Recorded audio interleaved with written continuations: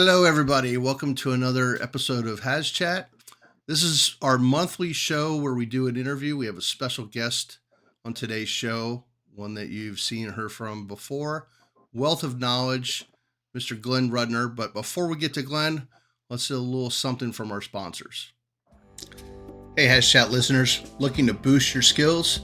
Check out respondertraining.com. They've got top-notch responder training and essential tools like their 1-inch propane and CNG flare-off kits, water injection tools, and much more. Train smart, stay safe, and excel in the field. That's respondertraining.com. Enhance your HazMat training with Signal, the most realistic gas detection training on the market. For under $100, you can simulate any detection combination from handheld meters to fixed location monitors, and even confined space scenarios with their universal pump attachment. Signal delivers unlimited range and detector combinations trusted by top teams around the world. Visit signalapp.com or download the app now. Signal, unlimited range, unlimited possibilities.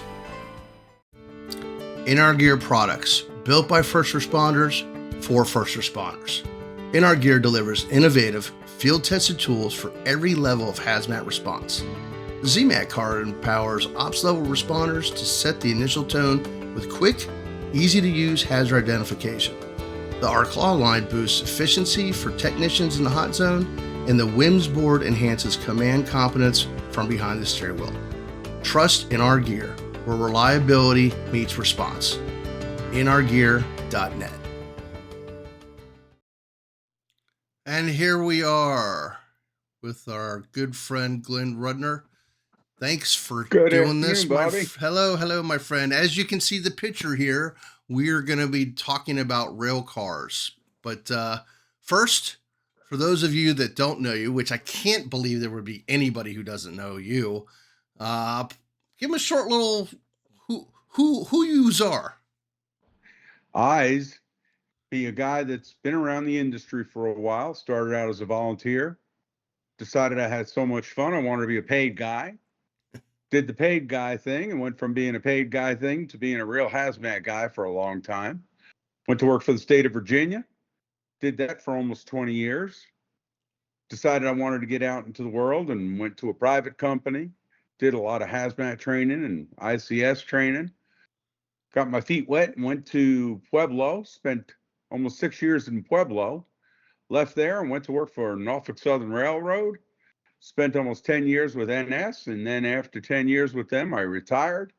And for the last several years, I have been out doing a lot of training, a lot of railroad training. And a lot of that railroad training now has been with the Short Line Safety Institute, getting around with all the short lines and doing a lot more railroad training. So here I am, Awesome. hoping to help some of the misconceptions and try to get the straight scoop to the first responder community. And of course, helping my friends like you try to get rid of some of the misconceptions out there. Beautiful, beautiful. Yeah, Glenn and I have known each other for many, many, many moons. So we've had a lot of fun. We travel around different places. We always run into each other conferences and whatnot. So I asked Glenn, because of his expertise in the rail industry, to just go over some real brief points and tips and tricks. And we'll start with this one right here.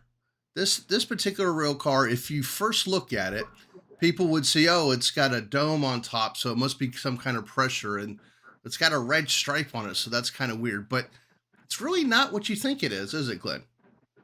No, and first of all, I always try to get my older friends, Bobby.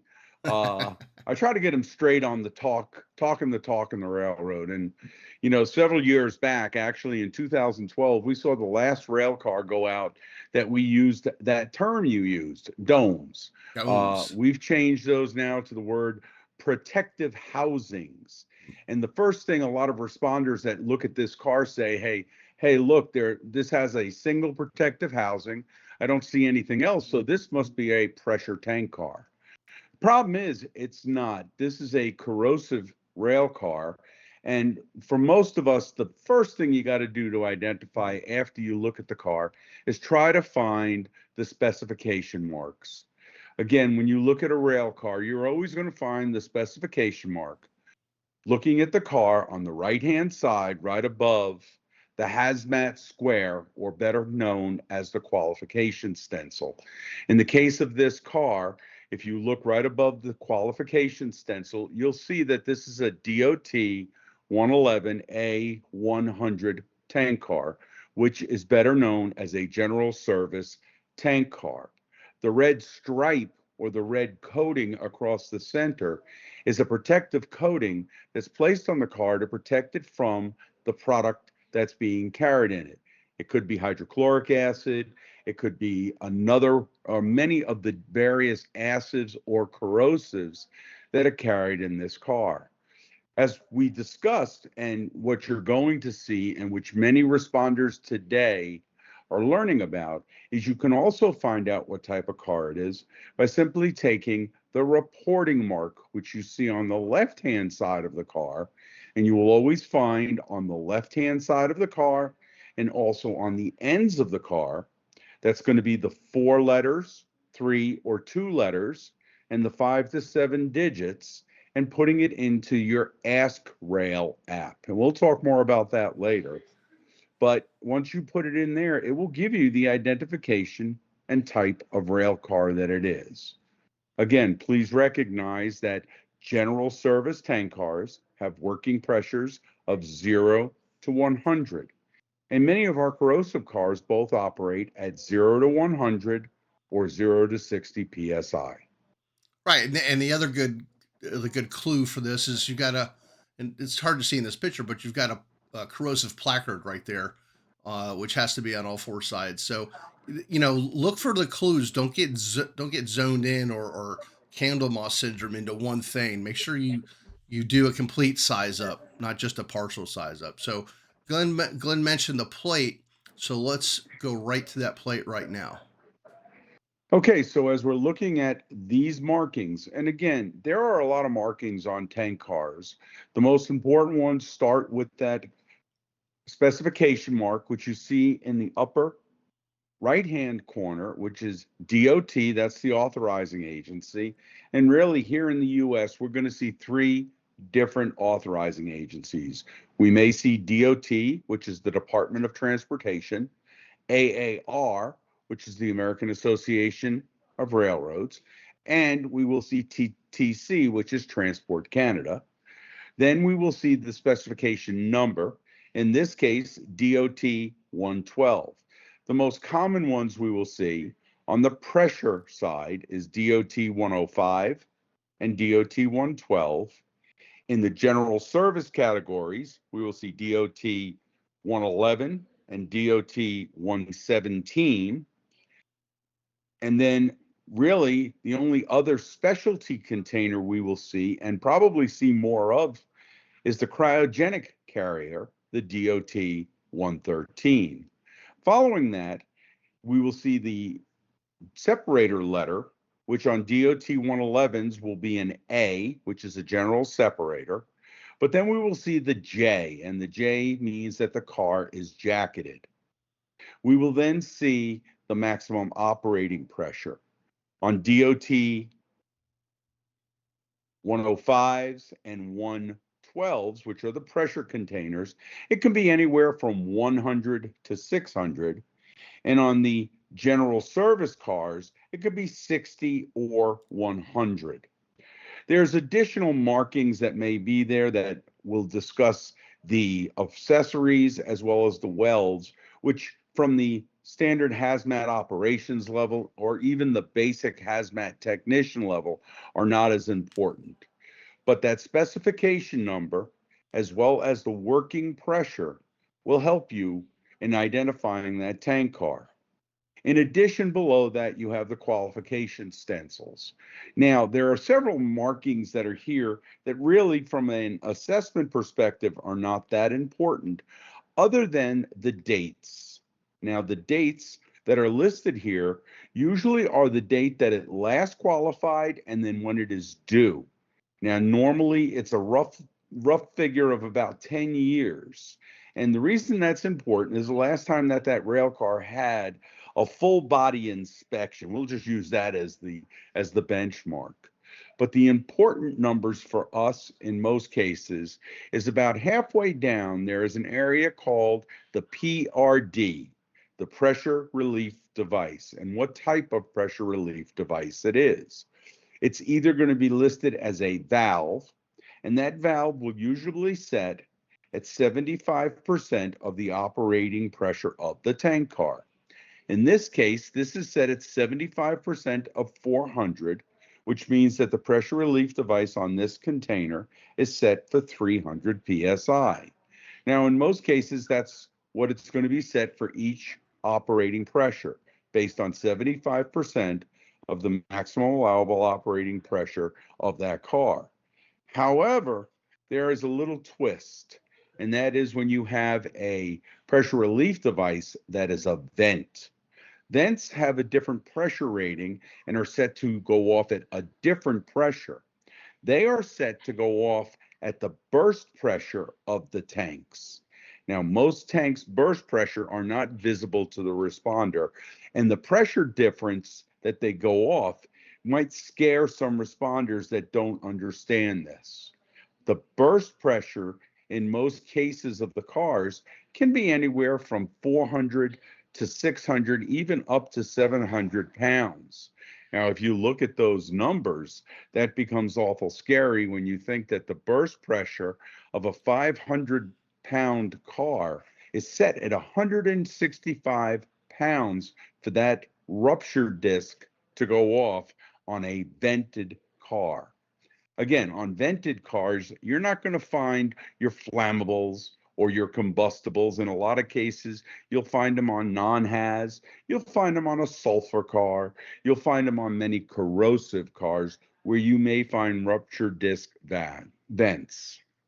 Below that, you'll also find something that may be important to you, especially with corrosive cars, is the lining as to when it was lined, the type of lining, and the inspection dates on it, and that'll help you in part of your damage assessment on that car.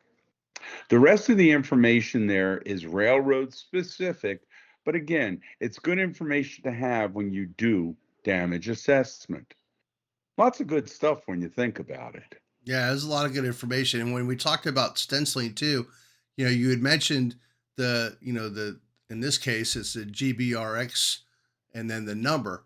And there's different numbers there because it's dependent upon who owns the tank. Is that right? Or the That's rail? correct, Bobby. That's correct. So again, when you look at the reporting marks that you find on the left side of the tank and on the heads of the tank, in fact, they're even putting the reporting marks on the top of the tank and on the bottom because I Oh. think they figured out rail cars don't always stay on the tracks. Uh, what it is they are anywhere from 2 to 4 letters. The first 3 letters normally will indicate the ownership of the car. So in this case, GBR is Greenbrier, or the owner of the car. The X means that the railroad does not own the car. So DuPont, for instance, is DUPX. Got it. Archer Daniels Midland, ADMX. But if it's a Norfolk Southern car, it will be NS. If Burlington Northern Santa Fe, BNSF, no X. CP, KCS, CPKCS. The only one that is really an interesting one is another East Coast railroad, CSX. Because of that X on the end, and CSX owns many cars, CSXT for transportation in order to stop the concern of who owns their cars. The balance is either 5 to 7 numbers. All of these are the registration, the license plate, the VIN. I don't care what you call it, The but fingerprint it of is the the most, fingerprint, so the to speak. fingerprint, okay? Yeah. But what that does is, one, it becomes a vital piece of information during your research in ownership of the car, but more important, identification in dealing with an incident involving the rail car. It's the identification that you need when using Ask Rail. And that number, that lettering system is important. I remember we had a propane, well, supposedly propane leaking from a rail car, and the gentleman that was working on the rail car said, "Oh yeah, it's full tank." And just as we mentioned before, sizing up the scene tells you a lot. We didn't see a cloud coming out and dropping down to the ground. There's a lot of things we didn't see that we would have thought we would have from a leaking propane car, and we took that number and we actually called because we knew it was CSX. We called CSX and asked him, and he said, "No, that guy's full of crap. It was unloaded yesterday."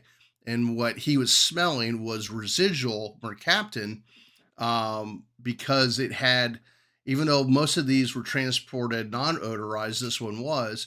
A lot of the bolts on the top of the manway were rusted, and they were getting whiffs of the mercaptan coming out, and that's why he thought he had a leak. So, yeah, Well, and let's talk about the markings on the side of the car, because over by the stenciling, that is the name of the car, is the qualification stencil and the specification stencil. Normally you'll find, if it's an LPG car or a propane car, normally it will say liquefied petroleum gas. It will be placarded, the appropriate placard, 1075 flammable, and it may say liquefied petroleum gas propane odorized, or it may say non-odorized. right. However, by federal law, by federal reg, that car that is listed as a non-odorized can ship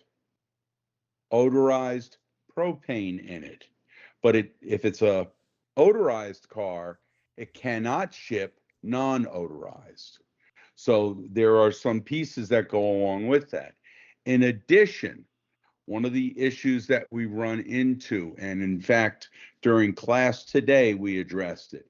What if the car was emptied yesterday? Let's say it went to the facility and they offloaded it. And while offloading, they ran into a problem with the liquid eduction line, and they were unable to offload the complete load. How would that car be shipped back to the facility of origin? Would it be shipped back as a partial load? Remember, we ship loads in the railroad by loaded, empty, or residue. How would that car be shipped back? That's a good question. Okay, so it has not, they shipped it to the facility as a loaded car. While offloading it, the liquid eduction tube broke. They were unable to completely unload it. It wasn't empty, but what do we know about the term residue? Most fire responders, most people in our business know a residue. Usually a lot of guys will say, well, it's 100 gallons or less. It's 1% of the load. It's 10% of the load. None of those are correct. It's as much as acceptable, as much as we can get off.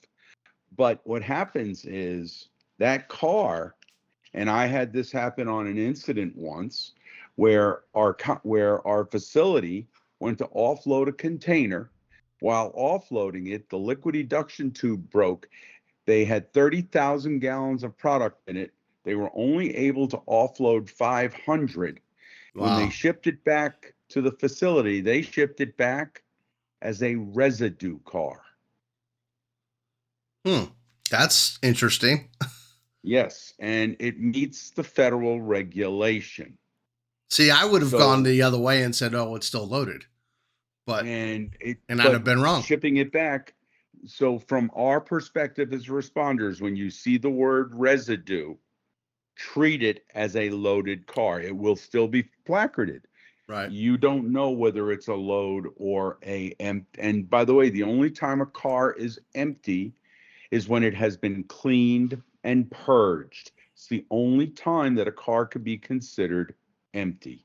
So what's the proper terminology when all the product has been offloaded? When it's been offloaded completely, it's a residue car. Still residue. Okay, Yes, sir. cool. Yeah, unfortunately, it's the way that the federal regs are listed. I'll give you another example. When a car is being loaded, and as it has been completely loaded, and we're going to talk about a general service tank car because it's the only time you can do this. When the loader gets finished and he closes the manway after properly affixing the correct gaskets into the manway. He closes the manway, and on top of the manway there is written instruction on closing the bolts using 330 foot-pounds of torque. How tight should each one of those bolts be per FRA instructions? Well, you would think that he had to follow the instruction of 330 foot-pound per bolt. Wrong. The FRA instruction clearly states that those bolts have to be tool tight. It does not say 330. It doesn't say he has to follow the instructions. So what if he's 100 and I don't mean to be disparaging, but what if he's 198 pounds soaking wet weakling versus the guy that's 350 pounds and can do that with one hand? Right.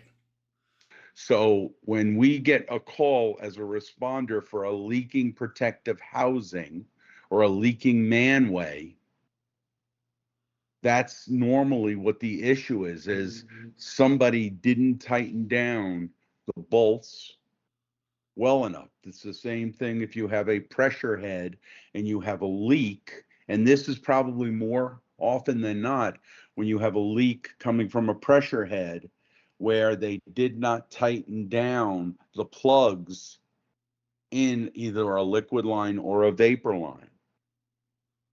So that's not uncommon. Right. Well, that makes sense.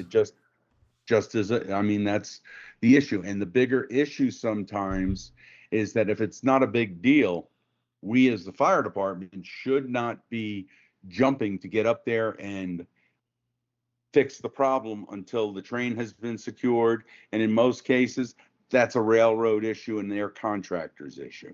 Yeah, and that's actually Derek and I recorded the October 1st episode earlier today, and that's one of the things we talked about in it was, the urge of rushing in.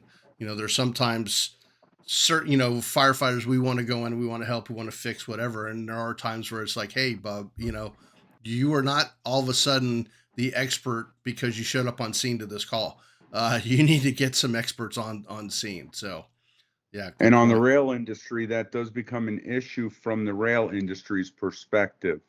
I jokingly tell people that half my body is the fire side of the world, where I'd love to rush in and save the world. Right. The other side of my body is the railroad saying, stay the heck off my rail cars. And you got to remember, you can't go rushing in and jump on a rail car until the railroad has done their due diligence to secure that rail car. The term three-step, where the railroad has to lock down that train and it doesn't move with you on it. We don't like firefighters going up on rail cars because, first of all, the ladders are different than fire department ladders. Exactly. And if we take and put okay, you guys put your ladder up, but the train hasn't been secured and the train starts to roll with you on it and the ladder goes down and you go to the ground, that ain't good. Right. So that's just a couple of thoughts good the tips. scope of this. Good tips. But that's some of the things you got to look out for. But let's move on because the next slide really has a big important piece, and that is when you get the reporting mark, you now have the most powerful tool in your hands, and that is AskRail. if your fire department is anywhere along any of the Class 1 railroads, now the Class 1 railroads consist on the East Coast of Norfolk Southern, NS, CSX. In the center of our country, we have CPKCS. We also have CN.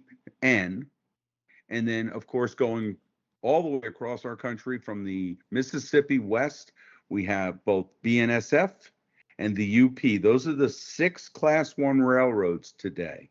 Those 6 have pretty much the full rights to access and help you to access AskRail. Okay, very few, if any, of the short lines and or the regional railroads have access.